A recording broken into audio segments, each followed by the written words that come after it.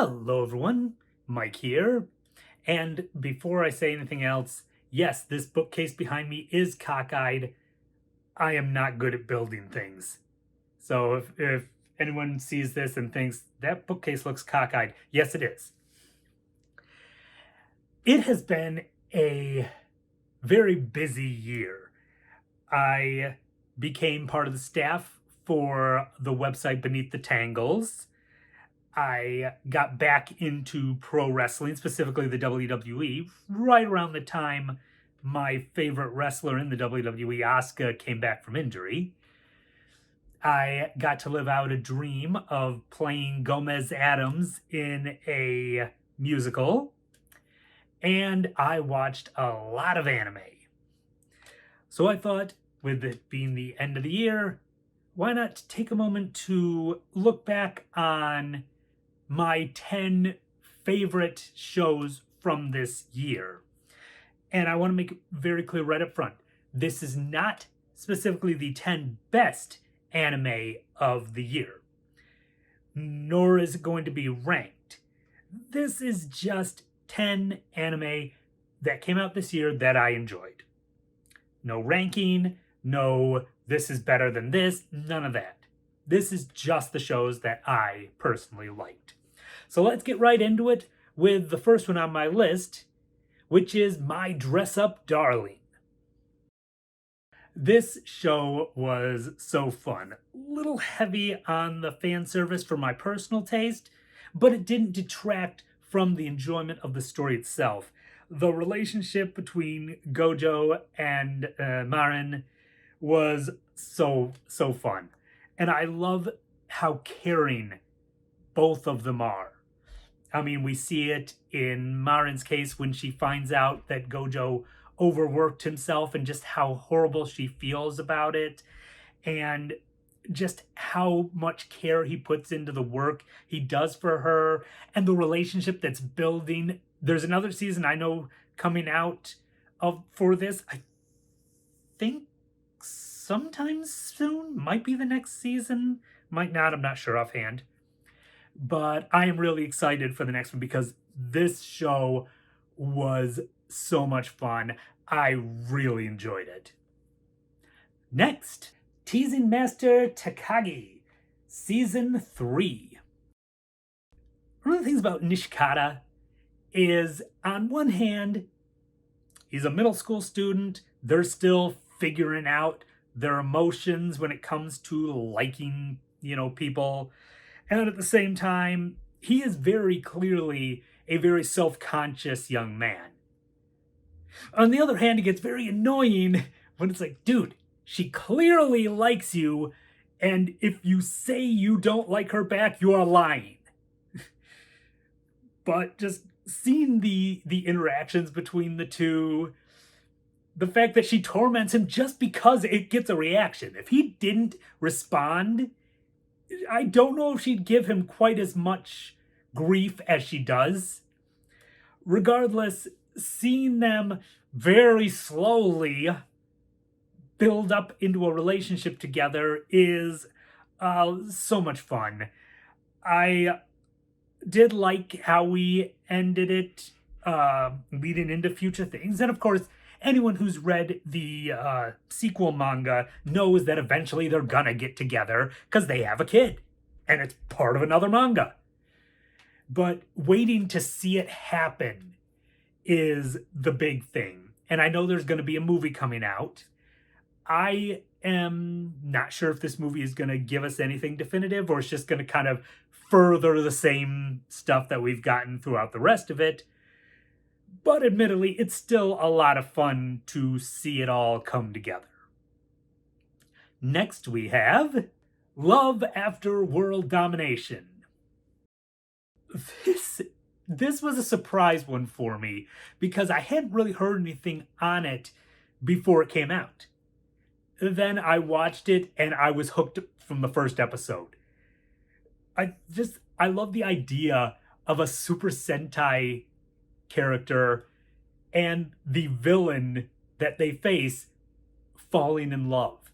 Now, admittedly, it's actually been done. I think one of the Super Sentai series actually did this.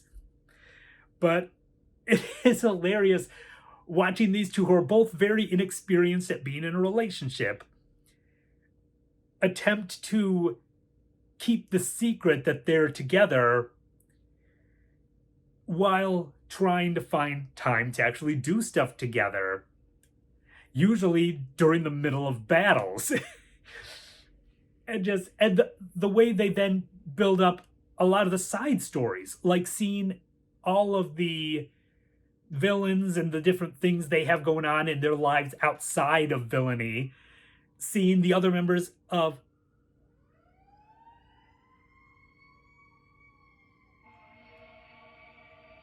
oh,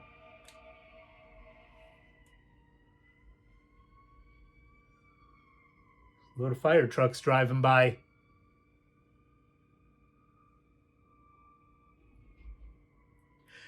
Well, if you guys didn't hear that, that's going to be a really interesting aside in this. As I was saying, Gelato 5 and the building of the characters is just a lot of fun. I've really enjoyed it. I feel like I'm just saying the same thing. I really enjoyed it, and most of these have to do with relationships. These first three I've talked about are all rom-coms. My list is not all rom-coms. I do like them, but that's not all this is going to be. Speaking of which, the next one on my list is My Hero Academia Season 6. Now, yes, technically this one is still going. But I'm a manga reader, so I know what's happening anyway. But it's really fun to see it come to life, so to speak. This was a very different season, actually. Normally, the My Hero Academia seasons start with like a little slow episode that's kind of a recap, get you caught back up. So we are back to, what's happening in the story. Not in this case, because there was too much. So we just got right in there, right in the middle of battle, and it has been a somewhat exhausting but very exciting bit of time. Haven't gotten a huge amount of Tsuyu, just a little bit of her. Actually, got my Tsuyu shirt on today. But we've gotten a lot of really exciting fights. A lot of big things have happened. And knowing what's going to be continuing as the season progresses into the new year, it's going to continue being quite exciting. I'm very interested in what they're going to do with what comes next. No spoilers for people who aren't manga readers. All right, moving on. Kaguya-sama Love is War Season 3.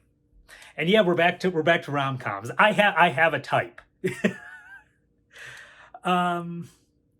This is a series that has been a bit of a struggle for me at times. Admittedly, Shirogane and Kaguya kind of irritated me initially. I've never liked the idea of I have to win in a relationship, and the annoyance at the two of them basically hindering themselves. But it's nice that things have progressed. Of course, we got the big kiss at the end of the season.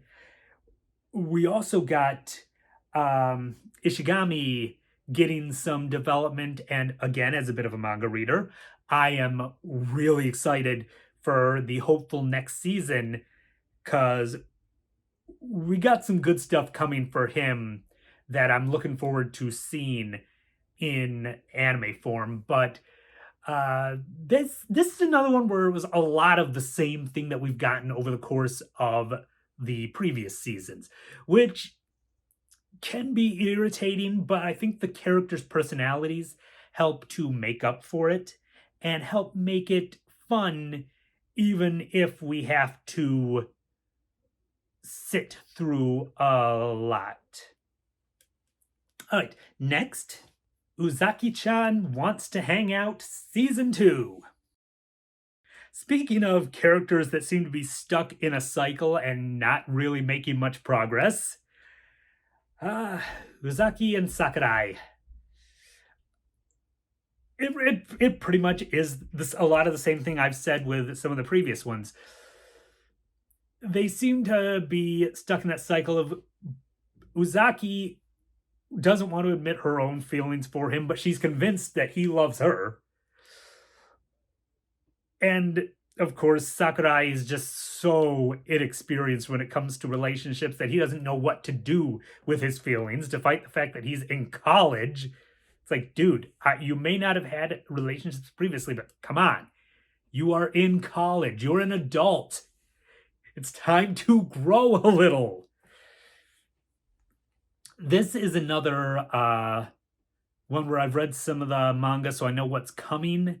And the fact that I know some progress is potentially going to be made in a next season if they get it.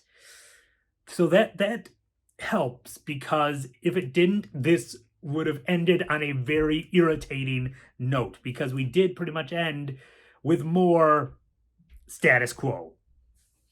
Which, if the characters were not as interesting and fun as they are, that would be so frustrating.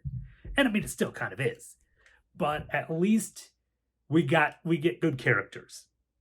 Because between Uzaki, Sakurai, Ami, Asakaki, there's just a lot of fun characters, a lot of interesting things happening. And it's just an enjoyable show. Let's take a moment to check out a few honorable mentions. The Genius Prince's Guide to Raising a Nation Out of Debt. Miss Kuritsu of the Monster Development Department.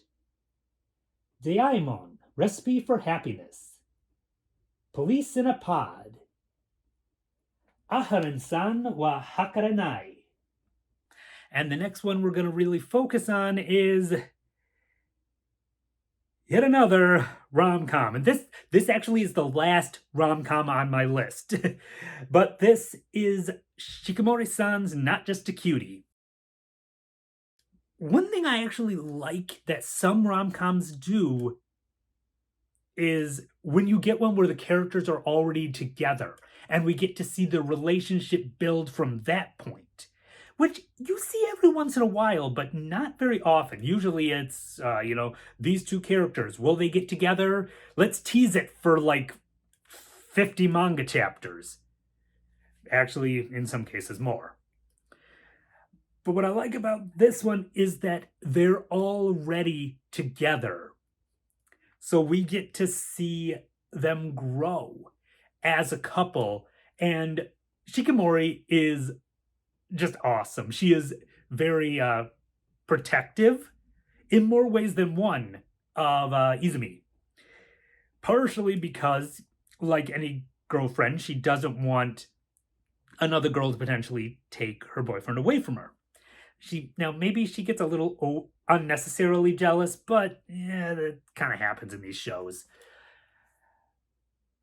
She also is very protective because he is literally the most accident-prone person in the world. Which, in some cases, it's like, what can you do? That's the way he is. It just happens. But he could stand to be a little more careful. If you know that you are that accident-prone, maybe put a little bit more caution into your life. Like when he's out in a field during a soccer game. He gets distracted by Shikamori and her friends. And they're both warning him, wait, look out, look out. And he's just like, huh? I wonder what they're doing. And then he gets hit by a soccer ball. It's like, dude, you know you are accident prone. Put a little bit of caution into your life. I'm not saying put yourself in a bubble, but seriously, think about the fact that they're warning me. They look like they're warning me of something. I probably should be cautious of the stuff around me. Yeah, that was one element that did kind of irritate me.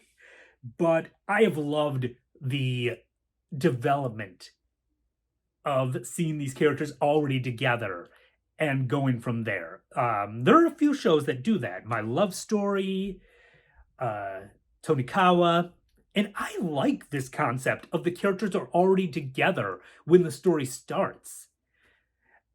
In some cases, I think it's because there's a little less of that frustration of, okay, you two clearly love each other. Can we just have you get together already? All right, moving on.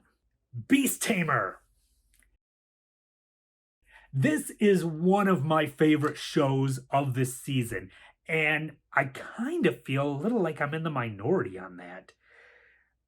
A lot of people have not liked this show. They said that it's pretty much every fantasy just cliched and nothing original about it, which I don't agree with at all. One good example is you get the stereotypical scene where the girls are in the river bathing and the guy is off elsewhere. Something happens, one of the girls screams, the guy comes rushing in and realizes, oh Lord, I've just stepped in on all of you naked. Now, normally what we have happen in these kind of shows is he sits there and stares at them for like 30 to 40 seconds. One of them gets mad and hits him, and everybody's angry and calling him a pervert. In this case, he comes out, he realizes what happens, immediately turns around so he's not looking, and then they talk about it, and the girls say, we understand it was an accident, nobody's at fault, just try not to let this affect our relationship. And they leave it. And I love that it's so different. And admittedly, Rain is a bit overpowered. I won't deny that. That is another complaint I've heard, and yeah, they're not wrong. He is a bit overpowered. I think I relate to him though. He has a lot of bad things happen to him, but he doesn't let it change who he is. He remains the nicest guy in the world, and I relate to that because I have had a lot of cases where things have happened to me, and I try not to let them change me because there are a lot of reasons, but one reason, if you let the actions of others change you, they win. Now, that's not like the only reason I try not to change myself for others. I think it's a very valid reason. And I'll be honest, Kanade remains my pick for waifu of the fall 2022 season. I highly doubt she's going to win any waifu polls because, again, I am not in the majority on my feelings on this show. But regardless, I love her character. I love this show. It's a lot of fun. I really hope it gets another season. Next, Akiba Maid War. This is another one I didn't know what to expect when I was going in. I just saw the cover, you know, the picture with all the maids and all that. It was all kind of crazy. It was hard to make everything out. And then I watched the first episode. And I discovered this is basically a Yakuza story, but with maid cafes instead of rival gangs. And just the way it was done was so funny. And the thing is, it didn't just do funny. It got very rough. It got very deep. This was a heavy show at times. And it was a lot of fun. I really enjoyed Akiba Maid War. I don't know if this is one where they could do a second season, though. Although I would like to know what happened at the end. It was a little bit vague how things ended, with the exception of our main character. And I don't want to get into spoilers for anyone who hasn't seen the final episode, but it actually made me think of a real life celebrity from Japan, but I don't want to get into details because, again, it would spoil things. Finally, ya boy Kong Ming. Oh, this show was so much fun. For some reason, when I first saw just the images for this show, I thought it was about cooking. I don't know why, because it's not. It's completely about music. And it was such a great show. I loved watching Kong Ming just lead Aiko. I had to think about it for a second. Aiko. Through her career, building up from just being this small club singer to potentially becoming a big star in music. And of course, then, bringing other people into it. And just how much his time being a military strategist led to him being a great music producer in the modern times. And it has such great songs, great characters, an interesting story. I loved your boy Kong Ming.